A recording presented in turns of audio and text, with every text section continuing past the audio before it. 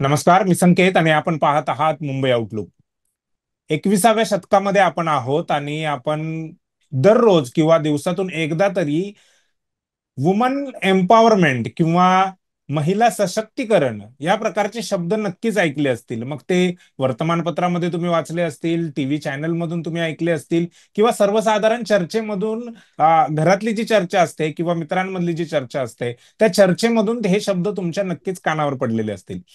21व्या शतकामध्ये आपण आहोत आणि 21व्या शतकामध्ये देखील भारतातल्या स्त्रिया ज्या आहेत त्यांच्या समस्या अनेक आहेत. त्याशिवाय ज्या विधवा स्त्रिया आहेत त्यांच्या समस्या तर त्याहून जास्त आहेत.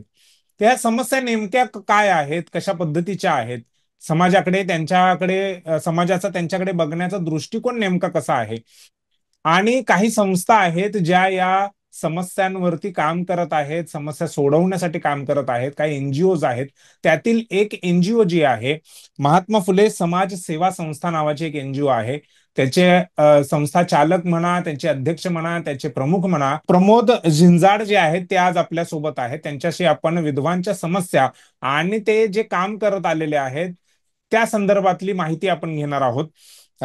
प्रमोद झिंजाड सर, सर्वप्रथम तर मुंबई आउटलुक मध्ये मी तुमचं स्वागत करतो आणि तुमच्या कार्याला नमस्कार. आमच्या चॅनलकडून आणि प्रेक्षकांकडून जे तुमचं काम सुरू आहे गेल्या म्हणजे 80च्या दशकापासून, त्या कार्याला आम्ही अभिवादन करतो, त्यांना सलाम करतो की तुम्ही इतक्या वर्षापासून खास करून विधवा स्त्रियांचा समस्या दूर करण्यासाठी तुम्ही काम करत आहात.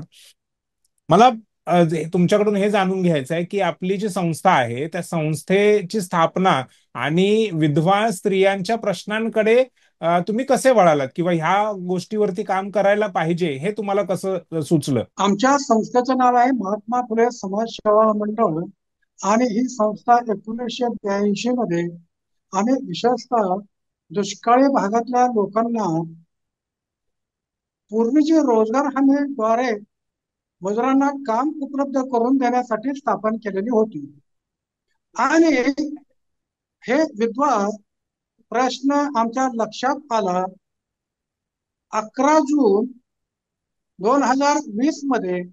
आमच्या संस्थेमधला एका कार्यकर्त्याचं कोरोनाच्या पहिल्या टप्प्यामध्ये हृदयविकाराच्या झटक्याने त्याचं निधन झालं. आणि मग त्याच्या नातीला म्हणजे मैत्रीला आणि त्या संस्काराच्या टायमाला आम्ही 30-35 लोक गेलो. जास्त गर्दी करू नका म्हणून आम्हाला पोलीस डिपार्टमेंट सांगितलं होतं. आणि त्या ठिकाणी त्या प्रेताला आग्नेय दिला. प्रेत धना धना धना जळतय आणि 15-20 मिनिटांमध्ये एकदमच महिलांच्या बोळक्यामध्ये एक कुजबुज सुरू झाली आणि एकदमच रडण्याचा आवाज आला. मला वाटलं जून महिना आहे, पावसाची रिपरिप येत होती, विंचू काटा निघाला असेल म्हणून काहीतरी गोंधळ झाला म्हणून मी उभा राहून जवळ गेलो. त्या सर्वच महिला मला ओळखत होत्या कारण कार्यकर्त्याचं निधन झालेलं होतं. तर त्या महिलेला घरूनच मळवट भरून आणला होता. मळवट म्हणजे गंध लावून आणला होता पूर्ण कपड्याला, कुंकू. आणि 2-3 विधवा महिला बळजबरीने तिला धरलेला आहे आणि पांढऱ्या कापडाने ते पुसत होते. ते निघत नाही तर पाण्यात बुडून ते तिने सगळं कपाळ पांढरं केलं. ती नको नको म्हणते, रडते, पडते, विनंती करते, माझ्या नवऱ्यांच्या हे अलंकार आहेत नका काढू. तरी ते एका महिन्याने गळ्यातलं मंगळसूत्र काढलं, दुसऱ्याने हातातल्या बांगड्या फोडल्या आणि एका महिलेने पायातले जोडवे काढायला सुरुवात केली. जोडवे निघत नव्हती म्हणून एका व्यक्तीने सांगितलं की जोडवे काढा. तर ते बाई म्हणलं की निघा नाहीत. तरी खिशातला आडगित्ता काढून दिला आणि म्हणलं हे आडगित्ताने काढा. ते बघून मला खूप वाईट वाटलं. अरे त्या आडगित्ताने ती पायाचा अंगठा तुटल ना. मी त्याला म्हटलं अरे हे का लावले तुम्ही. तर बाकीचे लोक शांत. परंतु मला इतकं वाईट वाटलं, राग बी आला. असं वाटलं जाऊन ती नको नको म्हणते, रडते, पडते, विनंती करते, पायात पडते आणि बळजबरीने तिची इच्छा नसताना. हा एक मोठा छळ आहे ना. आणि मग माझ्या लक्षात आलं, जाऊन असं दोन टोलं ठेवून द्यावं म्हटलं त्या महिलांना, परंतु तो वेळ तशी नव्हती. म्हणून मी शांत राहिलो. बाकीच्या महिलांनी पदर लावला तोंडाला आणि तिसरीकडे बघत होत्या. त्याच्या डोळ्यातून अश्रू येत होते. ते अश्रू असं सांगत होते की ही वेळ, हा प्रसंग कुठल्याही महिलेच्या नशिबात नसावा. हे कधी वाईट चित्र होते. आणि मग मला त्या टायमाला एक लक्षात आलं, अरे, भारतीय राज्यघटनेने, संविधानाने प्रत्येक व्यक्तीला जगण्याचा हक्क दिलेला आहे. आणि ही विधवा अनिष्ट प्रथा ह्या जगण्याच्या हक्काला एक प्रकारची गदानती, भंग पावती. आणि मग माझ्या लक्षात आलं, हे बेकायदेशीर आहे. ज्यांनी कोणी केलेलं असेल, सुरुवात केलेली असेल ना, तर हे चुकीचं आहे. आणि मग माझ्या एकदम मला प्रकाश पडला. लक्षात आलं की डॉक्टर राजाराम मोहन रायने सतीची चाल बंद करण्यासाठी त्यांना कितीच त्रास झाला असेल.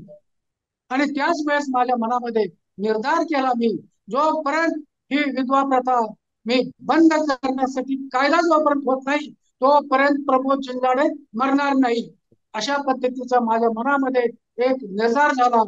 घरी आलो, बायकोला सांगितलं. बायको म्हणजे खूप अवघड काम आहे, पण तुमचा स्वभाव जिद्दी आहे, तुम्ही त्यातनं मार्ग काढता. अशा पद्धतीची चर्चा झाली. आणि त्या दिवशी रात्री मला 4 वाजेपर्यंत झोप आली नाही. ते सतत चित्र माझ्या डोळ्यासमोर येत होतं. तिचा रडका चेहरा, पांढरा, पहिल्यांदा कशी दिसत होती ती मुलगी, त्यानंतर पुन्हा सगळं तिचं पांढरं, आणि तिला नंतर पुन्हा सगळं. एकदा विधवा झालं म्हणजे काय, ही मी जवळनं बघितलं. आणि ह्या विधवा महिलेला मरेपर्यंत तिचा भेदभाव केला जातो. तिला कुठल्याच कार्यक्रमामध्ये सहभागी करून घेतलं जात नाही. तिला पांढऱ्या कपड्याची, पांढऱ्या पायाची, पाल, काय काय अनेक प्रकारचे लोक तिला संबोधतात. अरे, तुझ्यामुळे तर माझा मुलगा गेला. आई म्हणती, अरे ह्यो दारू पिऊन काढला, धडाकला, तेव्हा गेला, शिक्षा आहे ना, हा कुठला न्याय? अशा पद्धतीने माझ्या डोक्यामध्ये विचार झाले. आणि मग पहाटे 4 वाजता मी माझी एक वही काढली आणि त्या डायरीमध्ये सगळा प्रसंग लिहून ठेवला. जे मी दृश्य बघितलं ते सर्व लिहून काढलं. त्याच्यानंतर 2 वर्षे कोरोनामध्ये गेले. 2022च्या 1 जानेवारीच्या पहिला एकदम संपुष्टात आला. आणि मग मी मोबाईलवर एक पत्र तयार केलं. आणि त्या पत्रामध्ये मी जे बघितलं, प्रति सर्व नागरिक बंधू आणि भगिनींनी, विषय विधवा प्रथा निर्मूलन कायदा करण्यासंदर्भात आज देखील आपल्या समाजामध्ये हे विधवा प्रथेचं आता जे वर्णन केलेलं आहे ते मी सगळं लिहिलेलं आहे.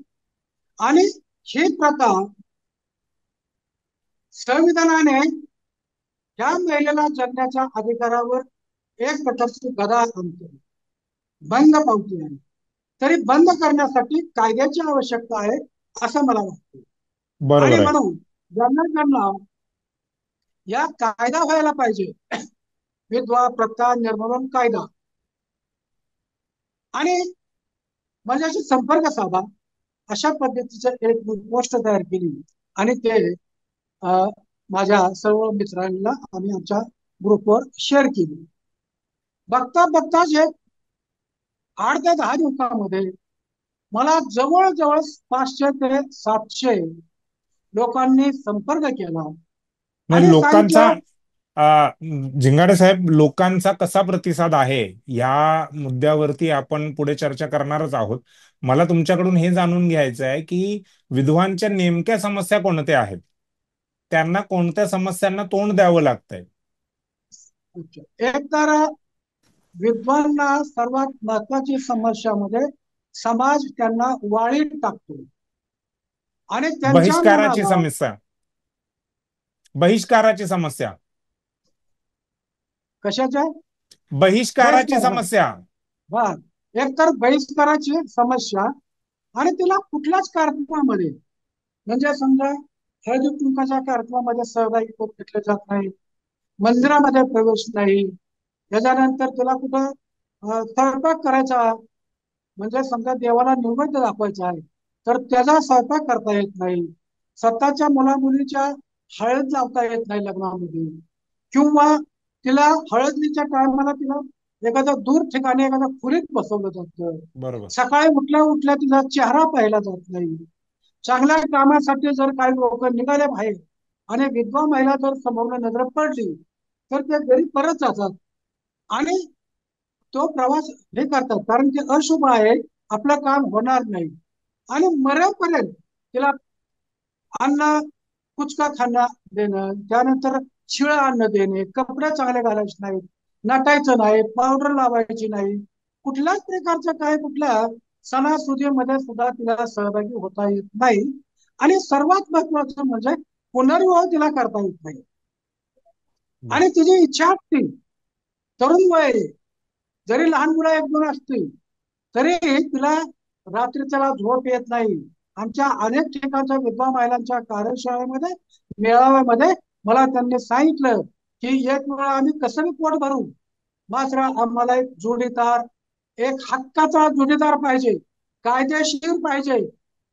आणि ह्याचा अर्थ त्यांनी सांगितलं की रात्री 10 नंतर आम्हाला झोपाच येत नाही तरुण मुलींना. आणि अशा पद्धतीचं तुम्ही बोलल्यानंतर जवळजवळ 150 विधवा महिला होत्या, त्यांच्या डोळ्यातून पाणी आलं आणि सांगितलं की खरी बाब, खरं हे. आणि म्हणून पुनर्विवाहाची खूप मोठी गरज आहे. 96 मराठ्यामध्ये आता पुनर्विवाह करायला अजून संधी दिली जात नाही. त्यांना वाटतं की आम्ही मराठा आहोत, खानदानी आहोत. अरे कथाचे खानदानी, मी देखील मराठा आहे, लावा ना लग्न.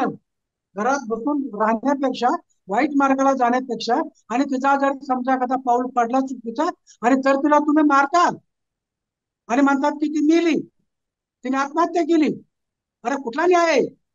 तिची इच्छा आहे ना, लग्न करा. लहान मुलं असताना सुद्धा काही युवकांनी मुलासहित विधवा महिला पत्करलाय. अशा पद्धतीचं नाशिक मध्ये आम्ही एक लग्न लावून दिले. लहाने सर म्हणून आहेत प्राध्यापक बुलढाण्याला, ते एकल महिलांचीच लग्न लावतात.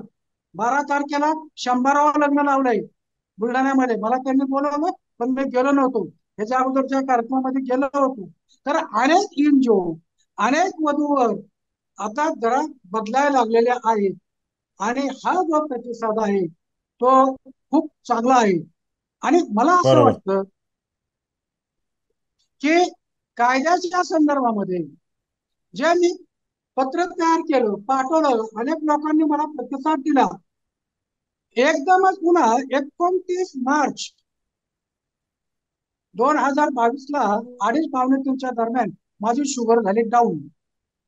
आणि मग माझ्या हातपायाला घाम आला, माझा हात लटपट व्हायला लागला, मला बोलता येईना. मग कसं साखर असली उशाला ती साखर खाल्ली, जरा बरं वाटलं, पुन्हा सरबत केला. आणि दुसऱ्या दिवशी सकाळी म्हणजे 29 मार्चला मी 11 वाजता तहसील कार्यालय करण्याला गेलो. 100 रुपयाचा स्टॅम्प घेतला आणि त्या स्टॅम्पवर मी अफिडेव्हिट करून दिलं. मी सह प्रमोद जिंगाडे, सह कुशिले, अमुक अमुक, वय, नाव, ते सगळं असं मजकूर तो टाईप केला. माझ्या मृत्यूनंतर माझी पत्नी सौ अलका प्रमोद जिंगाडे अमुक अमुक, तिला कुठल्याही प्रकारचं विधवेचे नेम लावायचे नाही, तिचं कुंकू पुसायचं नाही, मंगळसूत्र काढायचं नाही, बांगड्या फोडायचं नाही, पैजण काढायचं नाही किंवा जोडणी काढायचं नाही. तिला आहे असंच मरेपर्यंत जगण्याचा तिला अधिकार आहे. जे कोणी ह्याच्यावर बंधन आणतील तर त्याच्यावर भारतीय दंडाने कायदेशीर कारवाई करण्यात यावी. अशा पद्धतीचं मी एक ऍफिडेव्हिट करून दिलं. ऍफिडेव्हिट हे अगोदर त्रास झाला, नंतर पुन्हा मग तहसीलदारला भेटून सगळं करून ते सही शिक्का घेतला आणि नंतर पुन्हा मी ते समाज माध्यमावर टाकलं. दुसऱ्या दिवशी मला काही पत्रकार लोकांचे फोन आले, विशेषतः दिव्य मराठी. तर त्या पत्रकारांचा मला एक गोलप नावाचा तरुण पोरगा आहे कारमध्ये, त्याला मला फोन आला, मला बातमी करायची. म्हणलं कर, चांगली गोष्ट आहे. आणि मग त्याने बातमी केली, पहिली बातमी त्यांनी प्रसिद्ध केली. आणि दुसरं लोकसत्यामध्ये दुसऱ्या दिवशी खूप मोठी बातमी आली फोटो सहित. आणि मग सोलापूरच्या त्या टायमाला जे बैजल साहेब होते, चेअर SP अधीक्षक साहेब, त्यांचा मला फोन आला आणि त्या दिवशी पाडवा होता. आम्हा नवरा बायकोचा त्यांनी सोलापूरला सत्कार केला पोलीस डिपार्टमेंट मध्ये आणि माझं व्याख्यान केलं. आणि त्या दरम्यान मला अंधश्रद्धा निर्मूलन समितीच्या लोकांचे, विशेषतः दाभोळकरांच्या कार्यकर्त्यांची मला फोन येत होते की तुम्ही नवीन कायद्याची मागणी करू नका, आहे त्या कायद्यामध्ये आपण दुरुस्त सुचवूया. माझं काय हरकत नव्हतं, कोणीतरी प्रथा बंद झाली पाहिजे या संदर्भामध्ये आपला लढा आहे, चळवळ आहे. आणि मग त्या ठिकाणी जवळजवळ 200-250 पोलीस, PI आणि त्यांच्या मिसेस सगळं कुटुंब ऐकायला आली होती. आणि मग मी त्याला एक प्रश्न विचारला की आया अशा कुठल्या कायद्यामध्ये आपल्याला ही प्रथा बंद करता येईल का? तर जवळजवळ सर्व पोलीस डिपार्टमेंटने सांगितलं की नाही, कुठेही अशा पद्धतीचा विधवा प्रथेचा उल्लेख नाही. जोपर्यंत कुठं विधवा प्रथा बंद करा असा उल्लेख होत नाही तोपर्यंत आम्हाला काही करता येत नाही.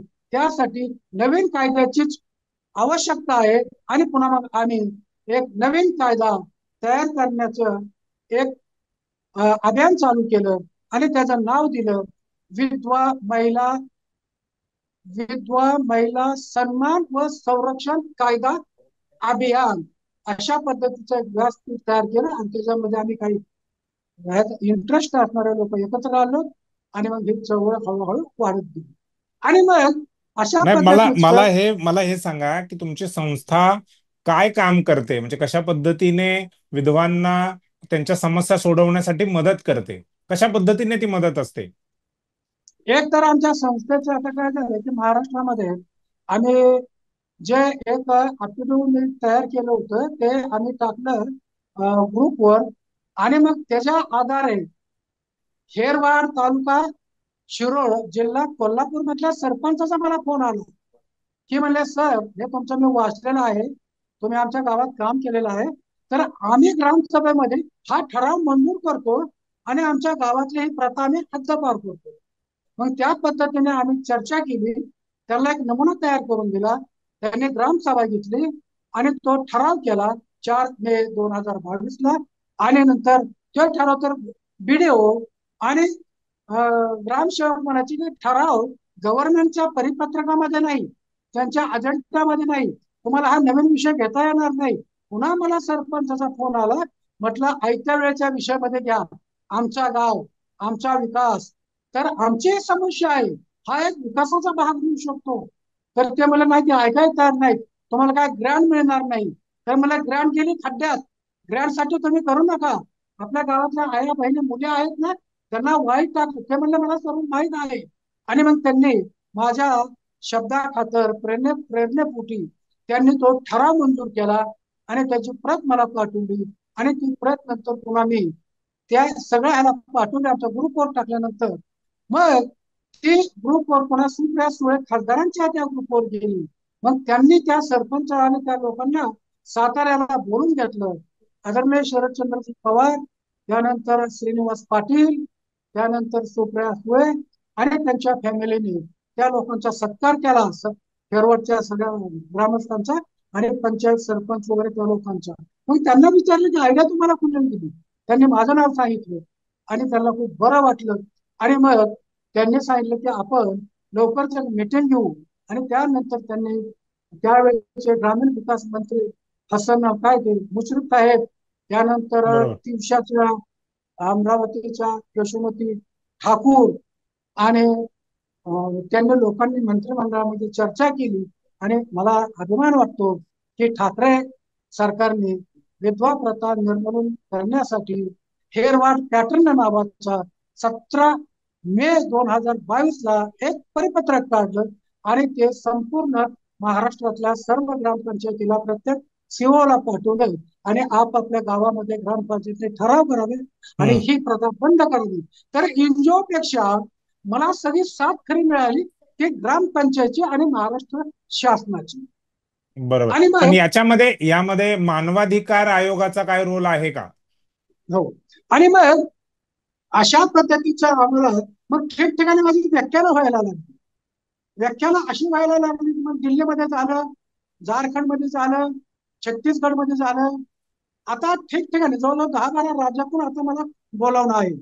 मात्र काय जरा थोडस आर्थिकदृष्ट्या प्रवासाला आणि ह्याला जरा मी कमकुवत असल्यामुळे मी जास्त फिरू शकत नाही. तरी परंतु आमचे काय मित्र वगैरे मदत करू शकतात. आणि मग ही बातमी एक राष्ट्रीय मानव अधिकार आयोग नवी दिल्ली त्यांच्यापर्यंत गेली आणि त्यांनी एक पत्र तयार केलेलं आहे.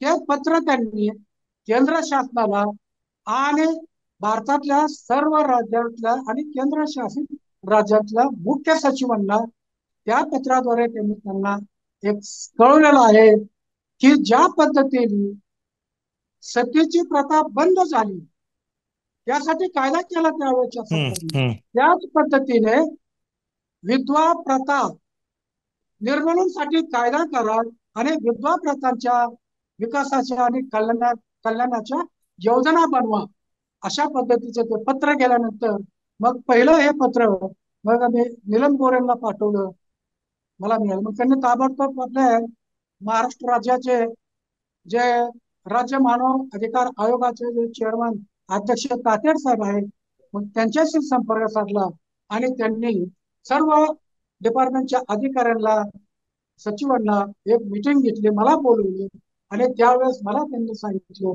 की यांच्यासाठी योजना काय असाव्या. तर मी सांगितलं की नरेगाद्वारे प्रत्येक विधवेला नरेगाद्वारे जास्तीत जास्त जी काय त्यांना घरकुल देता येते, विहीर देता येईल किंवा अन्य कुठल्या प्रकारची फळबाग देता येईल तर प्राधान्याने त्यांना त्याच्यामध्ये तुम्ही हे करा. आणि त्यांच्या मुलांना जे काय 2250 रुपये आणि त्यांना जी काय सरकारकडून पेन्शन मिळतील तर त्याच्यामध्ये वाढ होणं गरजेचं आहे. कारण काय की सध्या खूप महागाई झालेली आहे. तर अशा पद्धतीचं नका सूचना केलेला आहे. आणि हे हा म्हणतात संपूर्ण भारतातले आणि केंद्र शासन ह्याच्यावर विचार करत आहे की बर. कायदा होण्यासाठी. बर. बर. दुसरा मुद्दा असा की ह्या समस्या ज्या आहेत ह्या कशामुळे निर्माण झाल्या असं तुम्हाला वाटतं? म्हणजे काय कारण आहेत ह्या समस्या निर्माण होण्यामागे? एक तर पूर्वीचं कसं होतं की पतीचं निधन झाल्यानंतर सती जात होती. सती जाणं म्हणजे ती जर जिवंत राहिली तर आपल्या शत्रूच्या ताब्यात त्या महिला समजा हातात पडली तर तिचं एक प्रकारचं छळ होणार. हे हम्म. अत्याचार अत्याचार छळ करतील आणि नंतर तिला पळून नेतील.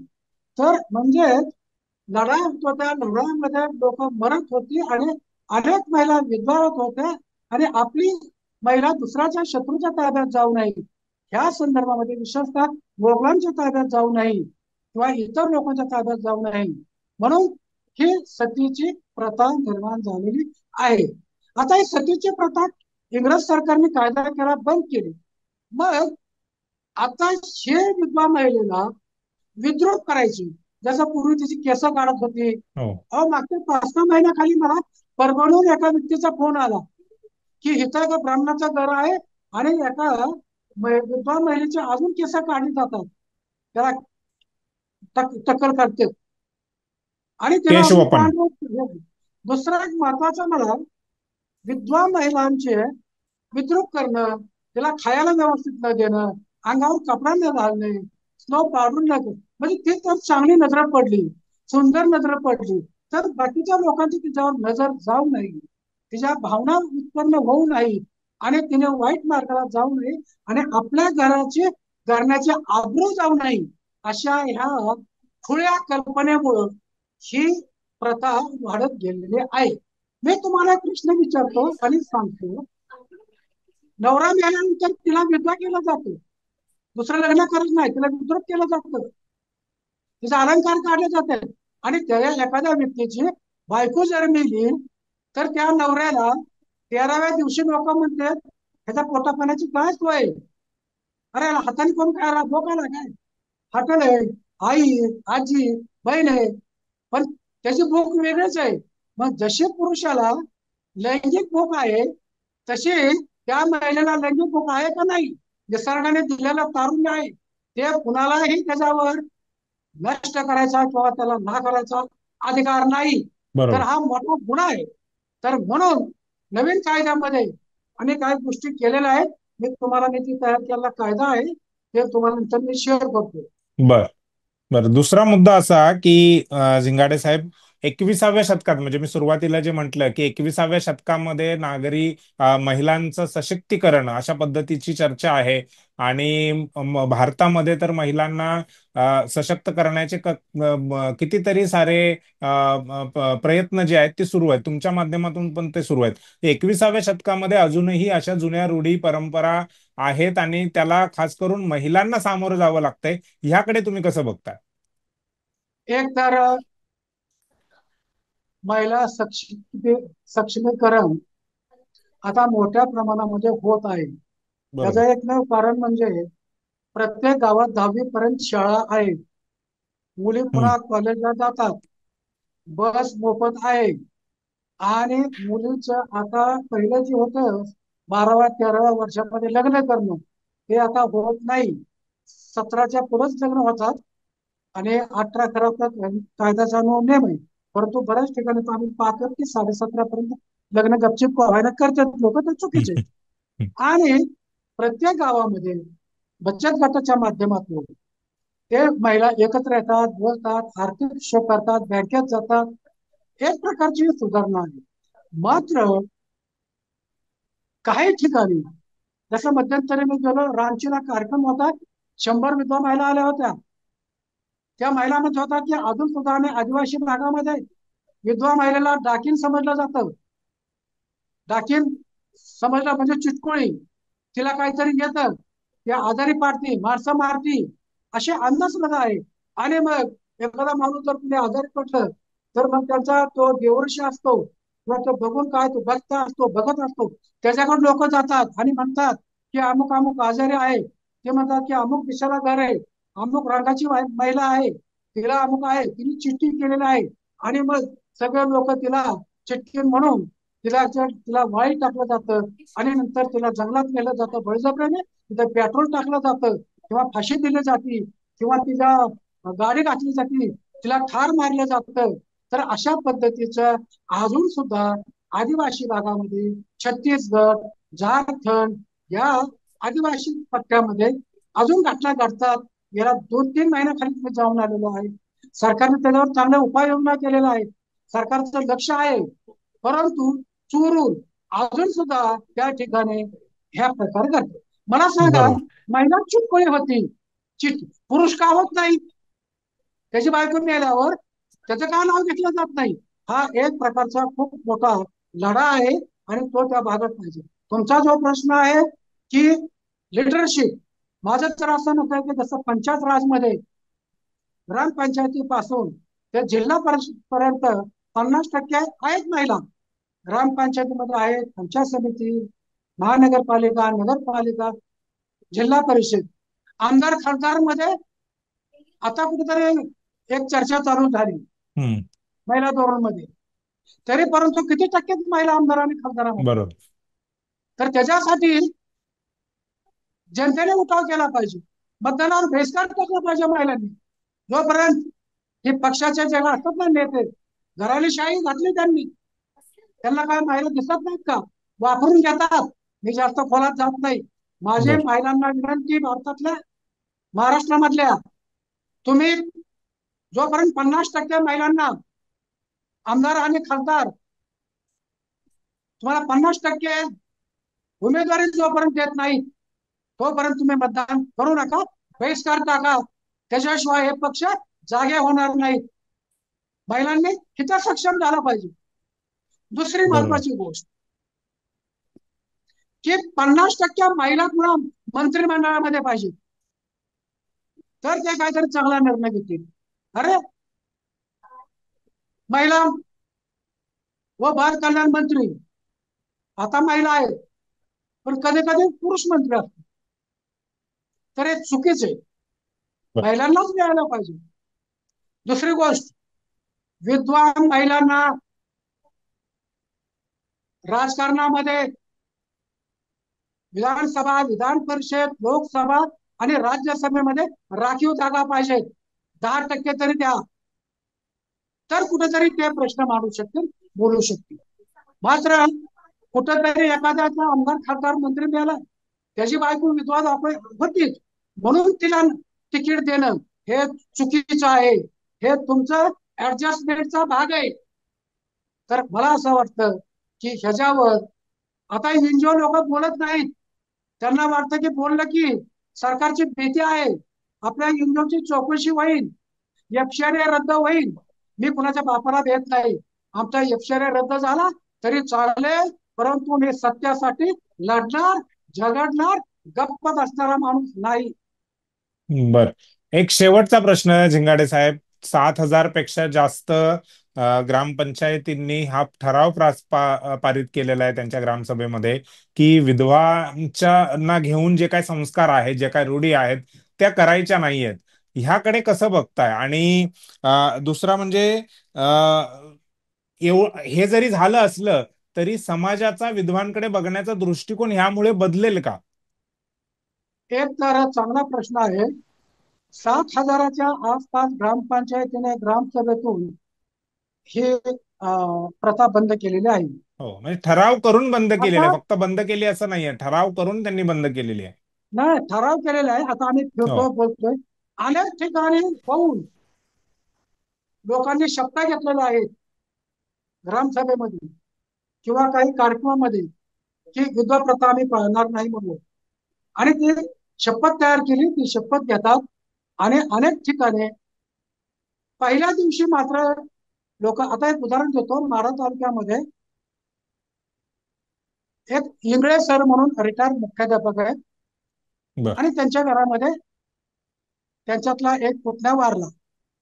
तर त्या ठिकाणी एक कार्यकर्ता गेला होता. कार्यकर्त्यांनी सांगितलं, सर आपली चळवळ चालू झालेली आहे, तर आपण ही प्रथा बंद करूया. तर त्यांनी तो तिथं प्रस्ताव मांडला आणि दोन्ही घरच्यांनी ते मान्य केलं, सासरच्या आणि माहेरच्या लोकांनी. जर थोडा विरोध झाला, मात्र मला असं वाटतं की त्या ठिकाणी त्या मुलीला पूर्णपणे परवानगी दिली. मग ती काय म्हटली, ठीक आहे, काय हरकत नाही. अशा पद्धतीच्या अनेक गावातून लोक ती प्रथा पाळत नाहीत. मात्र काही ठिकाणी 8 दिवस, 10 दिवस, 13 दिवस तिचा, ते म्हणतात तू आता काढ, 10व्या 13व्या दिवशी पुन्हा तू घाल. असं देखील काही ठिकाणी आढळून आलंय. 10-12 दिवस ती घरामध्ये बसते, काही घालत नाही, आणि एकदा दुःखातून बाहेर पडली की पुन्हा ती गंध टिळा मंगळसूत्र घालून बाहेर फिरती. तर लग्नाच्या टायमाला सुद्धा आता काही लोक तिला पहिल्यांदा मान देतात. आता पुणे जिल्ह्यामध्ये मला आले काही लोकांचे की त्या महिलांच्या हस्ते घराची पूजा केली, म्हणजे प्रवेश करताना काय म्हणतात त्यांनी, वास्तुशांती. वास्तुशांती. काही लोकांनी सांगितलं की तू हळद घाल. आणि विशेषतः मी मध्यंतरी एक व्हिडिओ तयार केला होता की 29 मार्च विधवा प्रथा निर्मूलन दिन असं एका कागदावर लिहा, आणि होळी दिवशी ह्या प्रथेची होळीच करून टाका त्या कागदाच्या माध्यमातून. तर 5 ठिकाणी लोकांनी तशा पद्धतीची होळी तो कागद जाळून टाकला, त्याचं शूटिंग केलं, मला पाठवलं. आता आम्ही त्यांना प्रमाणपत्र उद्या तयार करून त्यांना आम्ही देणार आहे. तर पुढच्या वर्षी संपूर्ण भारतामध्ये ही होळी दिवशी ही प्रथा, कागद जाळण्याचं मोठ्या प्रमाणामध्ये एक अभियान चालू होणार आहे. म्हणजे लोकांकडून सकारात्मक बदल जो आहे तो तुमच्या ह्या चळवळीनंतर, ह्या मुवमेंट नंतर होताना दिसतोय, असं तुमचं म्हणणं आहे? हो. आणि सर्वात एक दुसरं एक महत्वाचं आहे की नागपूरच्या अधिवेशनमध्ये विधान परिषद सदस्य रामराव पाटील, नांदेडचे, त्यांनी लक्षवेधी सूचना मांडली होती नागपूर अधिवेशन मध्ये गेल्या 23 मध्ये. आणि त्यावेळेस निलमताई ह्या उपाध्यक्ष, त्यांनी तो प्रश्न विचारला, आणि त्या प्रश्नाला त्यांनी उत्तर दिलं मुख्यमंत्री फडणवीस साहेबांनी, की महाराष्ट्रामध्ये विधवा प्रथा आहे, ही मला मान्य आहे, सरकारला मान्य आहे, आणि आहे त्या कुठल्या कायद्यामध्ये आपल्याला दुरुस्त करून हे कायदा करता येईल का, नसेल तर नवीन कायदा करू, अशा पद्धतीने त्यांनी आश्वासन दिलेलं आहे. आणि दुसरं, गोवा असेंब्लीमध्ये सुद्धा एका खासदार, सॉरी, काँग्रेसच्या आमदार. आमदारांनी प्रश्न विचारला, आणि त्या मुख्यमंत्र्यांनी आणि त्या ठिकाणच्या महिला आपल्या मंत्र्यांनी की देखील कायदा करण्याचं मान्य केलेलं आहे. आणि त्या ठिकाणी एक प्रोसेस चालू झालेला आहे, एक कमिटी स्थापन केलेलं आहे. तिथं आमची एका महिला पत्रकारला त्यांनी घेतलेलं आहे, त्यांनी मला विचारलं, मी तुला कायदा पाठवून दिला आणि पुन्हा मला तिचा फोन आला की प्रत्येक गावामध्ये एक विधवा प्रथा निर्मूलन कमिटी पाहिजे, की त्या ठिकाणी 50% विधवा महिला त्या कमिटीमध्ये पाहिजे आणि काही एक दोन हे बाकीच्या पुरुष सरपंच, पोलीस पाटील आणि मुख्याध्यापक आणि काही. आणि अशी जर काही घटना घडली, निदान 2 महिलांनी त्या ठिकाणी उपस्थित राहिलं पाहिजे. आणि जर असं काय होत असेल तर त्याचा फक्त फोटो काढणं, शूटिंग करणं फक्त फक्त त्याचा रिपोर्ट संबंधित कायद्यामध्ये ज्या अधिकाऱ्याला जबाबदारी देणे त्यांना तो रिपोर्ट देणे आणि नंतर त्यांनी येऊन त्यांना समजूत करणे, पहिल्यांदा सूट बरोबर. देणे. अशा पद्धतीचं ते काही आम्ही एक त्यांनी आपला मुद्दा उचलला. बर. खूप वाखाणण्याजोगं काम आहे तुमचं आणि समाज परिवर्तनाची जी लढाई सुरू आहे या लढाईमध्ये तुमचा देखील एक मोठा वाटा असणार आहे. विधवा प्रथा बंद करण्यामध्ये आता जो कायदा, नवीन कायद्याची ज्या गोष्टी आपण करत आहोत, तो कायदा आल्यानंतर त्याचं संपूर्ण श्रेय मला असं वाटतं की तुमच्यासारख्या कार्यकर्त्यांना, चळवळीतल्या त्यांनाच जाणार आहे. तुर्तास आपण इथेच थांबूयात. ही मुलाखत खूपच इंटरेस्टिंग झालेली आहे. खूप वेगळा विषय होता ज्याकडे सर्वसाधारण लोकांचं लक्षही जात नाही. अशा विषयांना घेऊन देखील परिवर्तन करण्याचं किंवा त्यामध्ये बदल करण्याचं काम जे आहे ते कार्यकर्ते करतायत, लोक करतायत.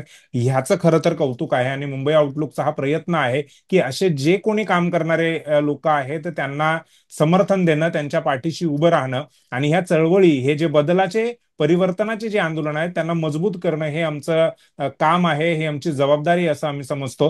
प्रमोद झिंगाडे सर, तुमचं खरंच मनापासून आभार व्यक्त करतो आणि धन्यवाद की तुम्ही आम्हाला मुंबई आउटलुकला वेळ दिलेला आहे. धन्यवाद. धन्यवाद.